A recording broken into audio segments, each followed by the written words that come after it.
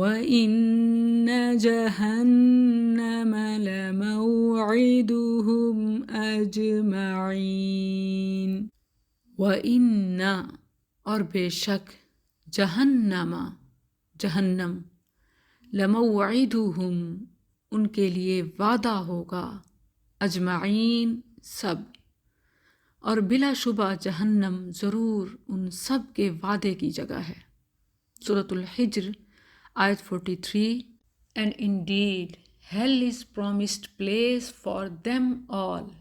ابلیس کے جواب میں رب ذوالجلال نے فرمایا کہ صراط مستقیم پر چلنے والے میرے نیک بندوں پر تیرا غلبہ نہیں ہوگا، ہاں تیرا غلبہ ان لوگوں پر ہوگا جو صراط مستقیم سے بھٹک کر تیری اطاعت کریں گے۔ ان سب کے لیے میرا وعدہ ہے کہ میں ضرور انہیں جہنم میں داخل کروں گا۔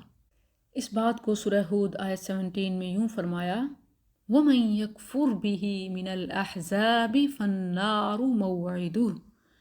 روئے زمین پر موجود تمام مذاہب کے لوگ، یہودی، عیسائی، مجوسی، ان سب میں سے جو بھی صراط مستقیم سے ہٹے، قرآن کا انکار کرے، وہ ابلیس کے راستے پر ہے، اور آگ ہی اس کے وعدے کی جگہ ہے۔